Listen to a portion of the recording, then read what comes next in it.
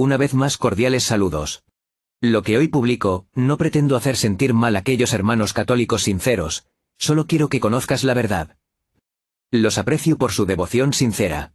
El tema es el surgimiento del anticristo hasta la segunda venida de Cristo.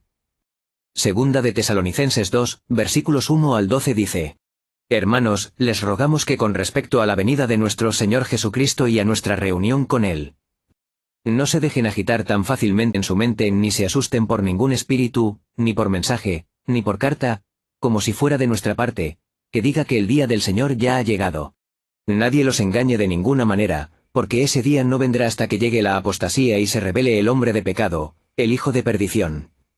El que se opone y se levanta contra todo lo que se llama Dios, o se adora, de modo que se asiente en el templo de Dios, presentándose como Dios. ¿Acaso no recuerdan que cuando estaba con ustedes les decía esto? Ustedes saben qué lo detiene, para que se revele a su debido tiempo. Porque ya está en acción el misterio de la iniquidad, solo que hay uno que lo detiene hasta que se quite de en medio. Entonces se revelará el inicuo, a quien el Señor Jesús matará con el soplo de su boca, y destruirá con el resplandor de su venida. La venida del inicuo será según la acción del poder de Satanás con todo poder, señales y prodigios mentirosos. Y con todo engaño de iniquidad para los que perecen, porque no recibieron el amor de la verdad para ser salvos.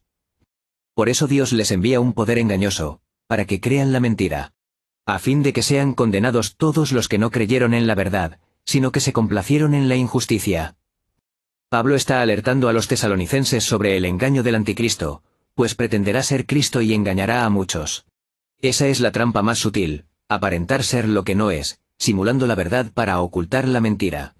Y es un punto clave que nos ayuda a comprender cómo el anticristo podrá influir en la humanidad. Esto es la esencia de lo que Pablo está diciendo en estos versículos. El versículo 4 es un punto crucial. El anticristo se opone a Dios y se presenta como Dios, asentándose en el templo de Dios, lo cual implica una usurpación de la autoridad y la divinidad de Dios.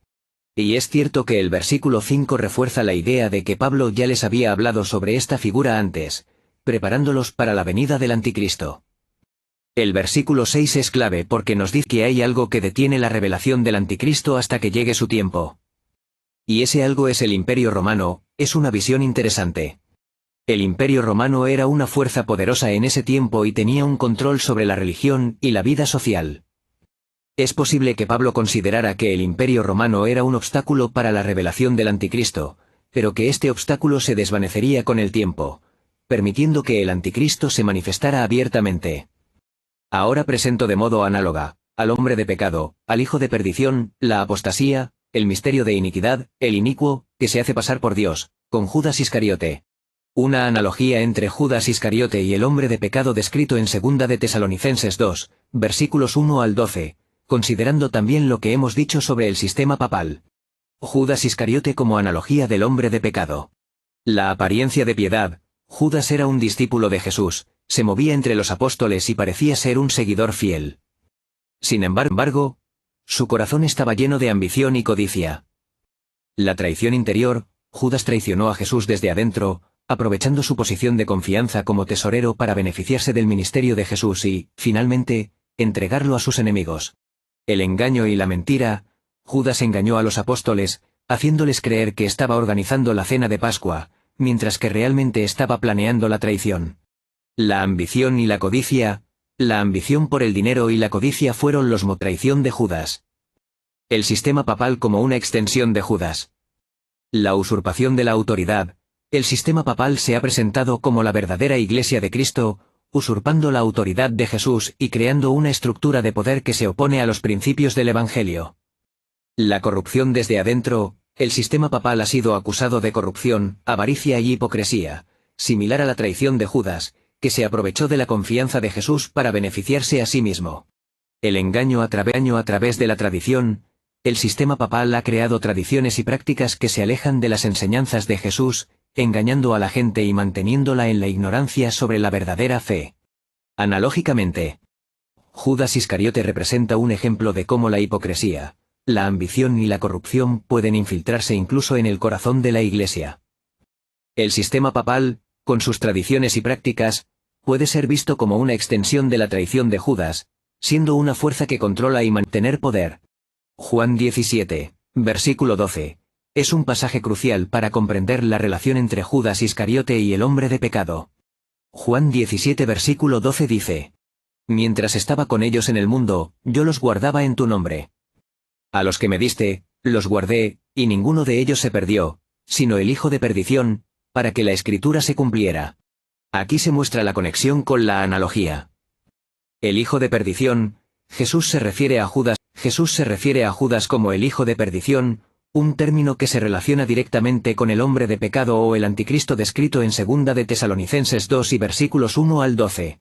El propósito de la escritura: Jesús dice que la traición de Judas se cumplió para que la escritura se cumpliera, lo cual indica que la traición de Judas era un acontecimiento profético que prefiguraba el engaño y la corrupción que se manifestarían en la Iglesia, desde la caída del Imperio Romano hasta la segunda venida de Cristo.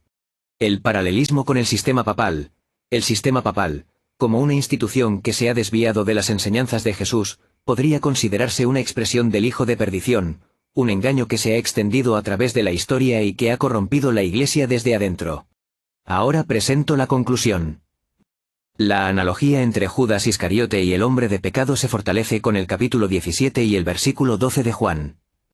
Jesús se refiere a Judas como el hijo de perdición, un término que está íntimamente relacionado con el hombre de pecado que se describe en 2 de Tesalonicenses 2. La traición de Judas es un ejemplo prefigurativo del engaño y la corrupción que se manifestarían en la Iglesia en el futuro. Juan 6 versículos 70 y 71 nos ofrece un paralelismo impactante con lo que estamos explorando. Juan 6 versículos 70 y 71. Jesús les respondió: ¿No los escogí yo a ustedes, los 12? Pero uno de ustedes es un diablo. Ser Iscariote, hijo de Simón, porque uno de los 12, iba a traicionarlo. La conexión con la analogía. Judas como el diablo. Jesús afirma claramente que uno de los 12 es un diablo, identificado como Judas Iscariote. Este versículo nos da una visión profunda sobre la naturaleza del engaño y la corrupción que pueden infiltrarse en la Iglesia. El paralelismo con el hombre de pecado. La identificación de Judas como el diablo nos recuerda la descripción del hombre de pecado en 2 de Tesalonicenses 2 versículos 1 al 12, que se presenta como Dios pero es un engañador que se opone a la verdad. El engaño a través de las tradiciones. El sistema papal ha creado tradiciones que, si bien parecen ser de Dios, en realidad ocultan un espíritu de engaño y corrupción, como lo hicieron las tradiciones de los fariseos en tiempos de Jesús. Seguimos con la analogía. El diablo dentro de la Iglesia.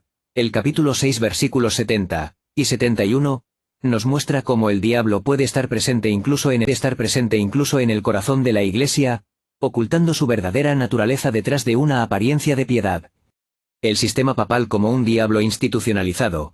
El sistema papal, con sus tradiciones y su estructura de poder, puede considerarse una manifestación del diablo que se ha establecido en la Iglesia, engañando a la gente con mentiras disfrazadas de verdad. Es verdaderamente interesante cómo estas ideas de la Biblia se reflejan en la historia y en la realidad actual.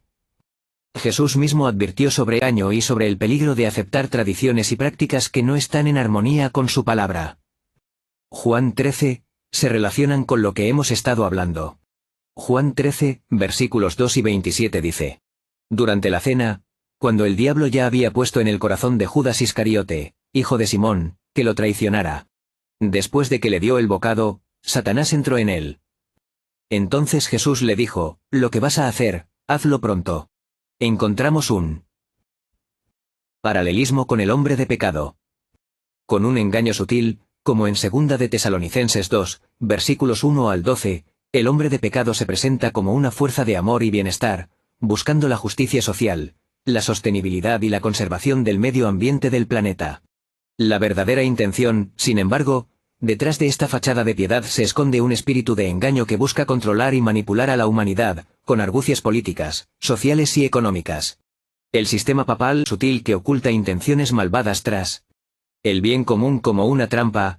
El sistema papal promueve ideas como el bien común y la justicia social, pero en realidad estas ideas son una estrategia para mantener su poder e influencia, similar a como Judas se presentó como un administrador hábil para ocultar sus verdaderas intenciones.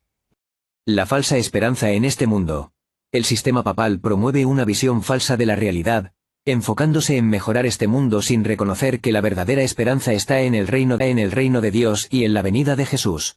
Estableciendo la analogía es el engaño del hombre de pecado en acción. El sistema papal, al promover el bien común y la justicia social sin reconocer la verdadera fuente de la salvación, se parece al hombre de pecado que usa el engaño y la hipocresía para manipular a la humanidad. El diablo está en la Iglesia. El sistema papal ha sido acusado de perseguir a los que se oponen a sus dogmas y tradiciones, reflejando la naturaleza del diablo que busca destruir la verdad y la fe. Para concluir expreso lo siguiente. El sistema papal representa una manifestación del hombre de pecado que se describe en la Biblia, una fuerza que se ha hecho pasar por Dios y que ha corrompido el cristianismo desde adentro. Su promesa de un mundo mejor es un engaño sutil que oculta su verdadera intención de controlar y manipular a la humanidad. Ahora expongo el resumen de la analogía entre el anticristo de 2 Tesalonicenses 2, versículos 1 al 12, y Judas Iscariote, teniendo en cuenta los versículos adicionales que hemos explorado. Analogía tipo-antitipo. Tipo: Judas Iscariote, Juan 13, versículos 2 y 27, Juan 6, versículos 70 y 71, Juan 17, versículo 12. Antitipo: el hombre de pecado o el anticristo, 2 Tesalonicenses 2, versículos 1 al 12. Ahora expongo los puntos de paralelismo. La apariencia de piedad. Tanto Judas como el hombre de pecado se presentan como seguidores de Dios o representantes de la verdad, mientras que sus corazones están llenos de engaño y corrupción. La traición interna. Judas traiciona a Jesús desde adentro, aprovechándose de su confianza para entregarlo a sus enemigos. El hombre de pecado corrompe la Iglesia desde adentro, usurpando el nombre de Cristo y engañando a la humanidad. El engaño y la mentira. Judas engaña a los apóstoles y al mundo haciéndoles creer que es un seguidor fiel de Jesús, mientras que sus intenciones son malignas. El hombre de pecado utiliza señales y prodigios falsos para engañar a la gente y hacerles creer que Él es Dios. La ambición y la codicia. La traición de Judas está motivada por la ambición de dinero y poder. El hombre de pecado también busca el poder y la dominación sobre la humanidad, a través de la manipulación religiosa y política. El diablo en la Iglesia. Jesús señala a Judas como el diablo, revelando que el engaño puede infiltrarse incluso en el corazón de la Iglesia. El hombre de pecado es una expresión del diablo que busca controlar y destruir a la Iglesia desde adentro. Ahora apliquemos lo siguiente. El peligro del engaño.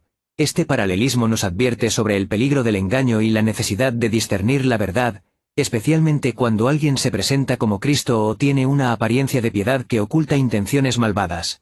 La necesidad de la vigilancia. Debemos estar alertas para identificar las señales del hombre de pecado en nuestro tiempo, para no ser engañados por sus mentiras y para permanecer firmes en la verdad del Evangelio.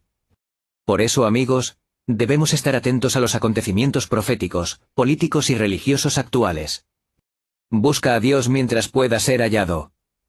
Que Dios los bendiga. Amén.